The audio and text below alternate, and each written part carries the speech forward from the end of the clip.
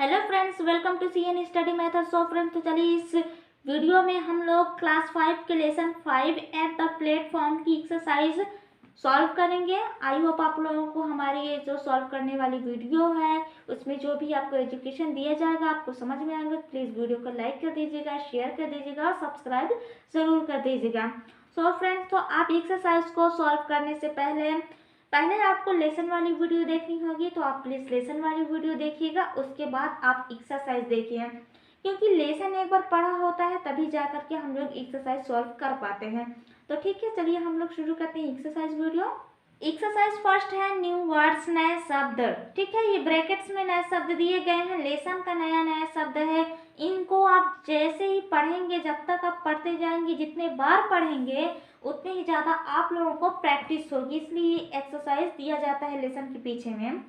Station, hungry, clean, dirt, dropped, heavy, please. चलिए दिखाती हूँ मैं इनकी मीनिंग एंड उच्चारण। ये देखिए लेसन 5 एट द प्लेटफॉर्म की न्यू वर्ड्स की मीनिंग। स्टेशन मीन्स होता है ठहरने के स्थान या यात्रियों के ठहरने का स्थान। हंग्री मीन्स होता है भूखा। क्लीन मीन्स होता है साफ करना। डर्ट मीन्स होता है गंदा। ड्रॉप्ड मीन्स होता है गिराना। ठीक है, हैवी मीन्स होता है भारी, वजन। प्लीज मीन्स होता है कृपया। ठीक है, आई होप ये समझ में आ गया। चलिए देखते हैं नेक्स्ट एक्सरसाइज में है रीड एंड राइट। पढ़ो और लिखो आंसर दीज क्वेश्चन, इन प्रश्नों का उत्तर दो। तो फर्स्ट है who is arriving by the train. Train के द्वारा मतलब ट्रेन से कौन आ रहा था। सेकंड है व्हेन इज लता's ट्रेन कमिंग। तो जब लता का ट्रेन आ रहा है, कब लता का ट्रेन आ रहा है। तीसरा है why is the food on the platform not clean. Platform का जो खाना था वो क्लीन साफ नहीं था, क्यों। चौथा है हाउ डज स्नेहा हेल्प लता। स्नेहा ने लता की मदद कैसे की। तो चलिए देखते हैं इनकी आंसर। फर्स्ट क्वेश्चन है who is arriving by the train. तो ट्रेन से कौन आ रहा था। आंसर है Lata is arriving by the train. तो लता ट्रेन से आ रही थी। ठीक है, सेकेंड है व्हेन इज लता's ट्रेन कमिंग। लता का ट्रेन कब आ रहा है। ठीक है, तो आंसर है लता's train is coming at 9 o'clock। तो लता का ट्रेन 9 बजे आ रहा है। तीसरा है Why is the food on the platform not clean? तो प्लेटफॉर्म का खाना साफ क्यों नहीं था। आंसर है the food on the platform is not clean because it's not covered। तो प्लेटफॉर्म का फूड क्लीन नहीं था, साफ नहीं है, क्योंकि इट्स नॉट कवर्ड मतलब ये ढका हुआ नहीं था। ठीक है, ढका हुआ नहीं होता है, मतलब प्लेटफॉर्म का जो खाना था वो ढका हुआ नहीं था, कवर्ड नहीं था, इसलिए वहाँ का खाना गंदा था। चौथा है हाउ डज स्नेहा हेल्प लता। तो स्नेहा ने लता की मदद कैसे करती है। लता की मदद कैसे करती है स्नेहा। तो आंसर है Sneha help Lata by taking her heavy bag. तो स्नेहा हेल्प लता की मदद करती है बाय टेकिंग उसका भारी सामान ले जाने में उसकी मदद करती है। ठीक है, आई होप ये समझ में आ गया। चलिए देखते हैं नेक्स्ट एक्सरसाइज में है से अलाउड। जोर जोर से बोलिए इन शब्दों को। Platform, hungry, dirt, flies, tiffin, dropped, tasty. ठीक है, चलिए दिखा देती हूँ मैं इनकी मीनिंग। ये आप अच्छे से पढ़ लीजिएगा ताकि आपको अच्छे से प्रैक्टिस हो। देखिए, प्लेटफॉर्म यात्रियों के ठहरने का स्थान। हंग्री भूखा। डर्ट गंदा। फ्लाइज मक्खियाँ। टिफिन खाना रखने का डिब्बा। ड्रॉप्ड गिरा दिया। टेस्टी स्वादिष्ट। ठीक है, तो से लाउड के हो गया। चलिए देखते हैं नेक्स्ट एक्सरसाइज 5वें में है लेट्स टॉक। चलिए बात करते हैं। फर्स्ट है have you ever seen a railway platform. क्या आपने कभी रेलवे प्लेटफॉर्म देखा है? यस, हाँ ज़रूर देखा है। आप लोगों ने भी देखा होगा। ठीक है, तो आप अपने अनुसार से आंसर लिख लीजिए। सेकंड है, what different sound do you hear there. तो वहाँ आप कौन से डिफरेंट अलग आवाज़ सुनते हैं। ठीक है, तो आप जैसा भी आवाज़ सुनते हैं वहाँ अनाउंसमेंट टाइप का होता है, तो वो ठीक है, तो आप जो भी आवाज़ सुनते हैं उसके अनुसार से आप लिख लीजिएगा। 3 है, recall and repeat the railway announcement if you ever heard. यदि आपने कभी सुना होगा रेलवे में किस प्रकार का अनाउंसमेंट होता है, उस अनाउंसमेंट को आप फिर से रिकॉल करके यहाँ रिपीट कर दीजिए। तो यात्रीगण ऐसे करके बोला जाता है, इतने बजे की ट्रेन आ रही है, कृपया ऐसा करके ठहरिए। हालांकि मुझे बहुत दिन हो गए हैं ट्रेन चढ़े, तो आप लोगों ने चढ़ा होगा, सुना होगा, तो आप यहाँ पास लिख सकते हैं। ठीक है, नेक्स्ट है वोकेबलरी। फर्स्ट है, complete the sentences with the help of the given words. जो ये ब्रैकेट में वर्ड्स दिए गए हैं, शब्द दिए गए हैं, उनका यूज करते हुए आपको इसमें सेंटेंस को पूरा करना है, लिखना है। ठीक है, कंप्लीट करना है। तो देख पढ़ते हैं, we reach the railway station. यहाँ रेलवे स्टेशन आएगा। ठीक है, स्टेशन आ गया। We reach the railway station, हम रेलवे स्टेशन पहुँचे। We did not have to wait long for the train. हमने ट्रेन का लंबे समय तक इंतज़ार नहीं किया। इट रीच्ड द प्लेटफॉर्म, यह प्लेटफॉर्म पर पहुंचा जस्ट आफ्टर 10 मिनट्स, 10 मिनट के बाद प्लेटफॉर्म पर पहुंचा। तो यहाँ सेकंड में प्लेटफॉर्म आएगा।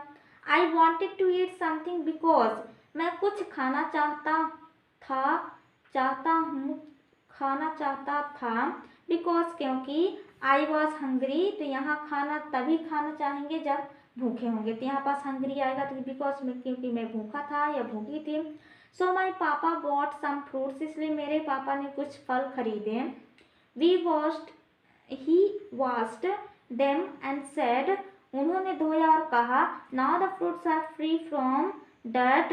जो फल होते हैं वो गंदगी से दूर होते हैं, फ्री होते हैं। ठीक है, और जो बना हुआ खाना होता है उसमें गंदगी होती है। एंड फ्लाइज, जो गंदगी और मक्खियों से दूर होता है फ्रूट, फल।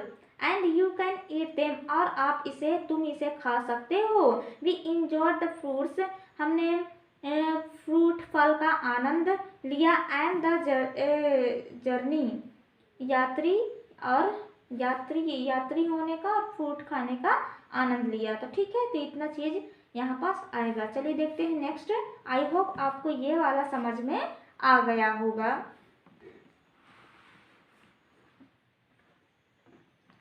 नेक्स्ट एक्सरसाइज है, right the names of the means of transport. तो ट्रांसपोर्ट के साधन, आवागमन के साधन के नाम लिखिए। आवागमन के साधनों का नाम लिखिए। तो यहाँ पास मीन्स ऑफ ट्रांसपोर्ट, आवागमन के साधन। बस एक ट्रांसपोर्टेशन एक साधन है। ठीक है, ट्रांसपोर्ट का। ट्रेन है, कार है, बाइक है, एरोप्लेन है, शिप है। तो ये आवागमन के ये साधन है। ठीक है, आई होप ये समझ में आ गया होगा। चलिए देखते हैं नेक्स्ट एक्सरसाइज। तीसरा सी नंबर है, read the sentences and tick right in the boxes of dos और डोंट्स। तो जो डूस और डोंट्स किया जा सकता है, नहीं किया जा सकता है, उसमें आपको राइट का चिन्ह लगाना है। ठीक है, डूस एंड डोंट्स।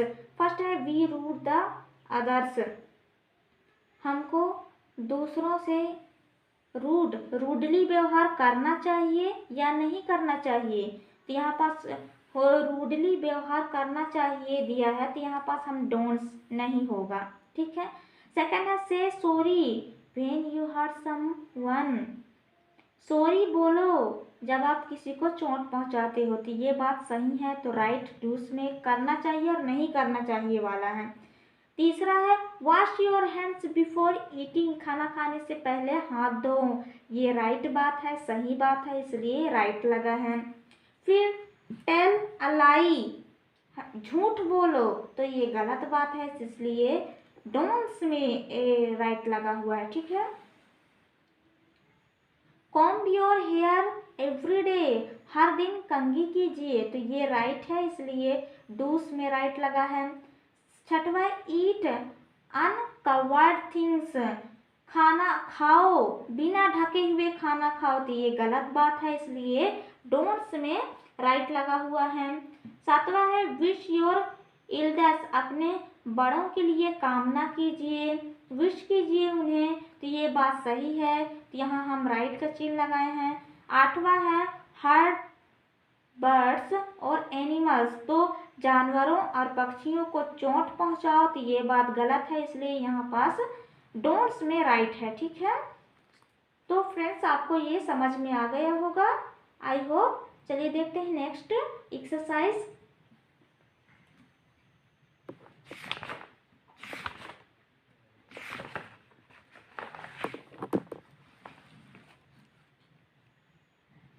पांचवा है स्ट्रक्चर्स इन कॉन्टेक्स्ट। ठीक है। तो इन कॉन्टेक्स्ट में हमें क्या करना है, अब सही ग्रामर यहाँ पास भरना है। फर्स्ट है a an and are articles, A और एन आर्टिकल है, they are used before singular countable nouns, A ये सिंगुलर काउंटेबल नाउन्स, ए में सिंगुलर काउंटेबल नाउन्स के लिए ए का प्रयोग करते हैं, is used before nouns beginning with consonant sound and, जो कि कॉन्सोनेंट साउंड से शुरू होता है, an before nouns beginning with valve sound, और एन का यूज हम कब करते हैं, जब ऑल वॉल्व से स्वर अक्षर से शुरुआत होता है। तो चलिए देखते हैं कैसे होता है। ए और एन ये क्या है, आर्टिकल है, और ये काउंटेबल नाउन के लिए प्रयोग किए जाते हैं। अब ए का प्रयोग हमें काउंटेबल के लिए, मतलब ए का प्रयोग कैसे करना है, ये ए का प्रयोग व्यंजन अक्षर से उच्चारण, उसका प्रोनाउंसिएशन साउंड व्यंजन अक्षर से शुरू हो तब हम ए का प्रयोग करते हैं, और एन का प्रयोग तब करते हैं जब इंग्लिश का जो शब्द है वो व्यंजन अक्षर से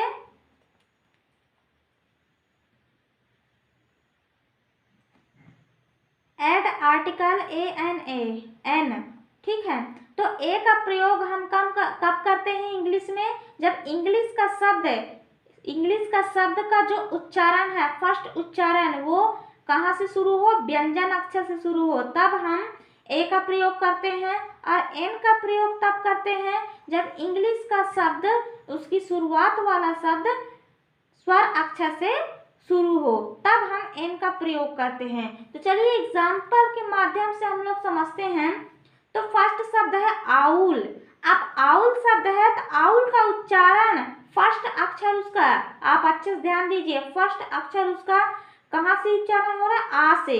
आ क्या है, स्वर अक्षर है, तो स्वर के लिए हमें क्या लगाना है, एन लगाना है। ठीक है। तो स्वर अक्षर के लिए हमें क्या लगाते हैं, उसको उच्चारण, प्रोनाउंसिएशन, स्वर अक्षर यदि इंग्लिश में निकले तो हम लोग एन का प्रयोग करते हैं।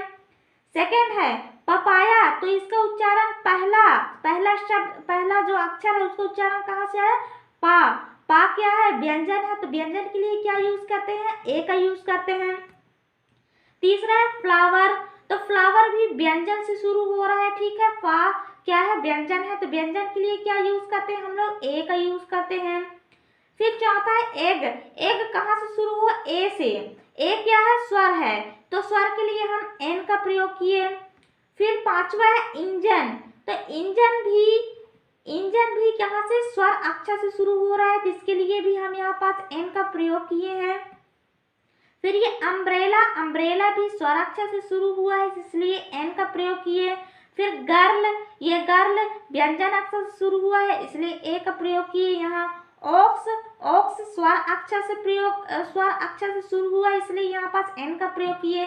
शिप सा से मतलब व्यंजन है, तो व्यंजन के लिए हम ए का प्रयोग किए। और बॉय, बॉय भी व्यंजन शब्द, व्यंजन अक्षर से ही शुरू हो रहा है, इसलिए ए का प्रयोग किए। ठीक है, आई होप फ्रेंड्स आपको ए और एन का प्रयोग समझ में आया होगा। आपको यदि ये वाला समझ में नहीं आएगा तो आप ग्रामर सेक्शन में समझाया जाएगा, और यहाँ पर समझना है तो आपको 2-3 बार, यदि ना समझ में आए तो देख लीजिएगा। चलिए देखते हैं नेक्स्ट। तो आई होप फ्रेंड्स आपको जितना भी समझाया गया वो समझ में आ गया। प्लीज़ वीडियो को लाइक कर दीजिएगा, शेयर कर दीजिएगा, और चैनल पर नए हो तो सब्सक्राइब करके बेल नोटिफिकेशन को जरूर दबा दीजिएगा, ताकि ऐसे ही वीडियो सबसे पहले आपकी मोबाइल पर उपलब्ध होती रहे। चलिए पार्ट 3 वीडियो में मिलते हैं, तब तक के लिए धन्यवाद।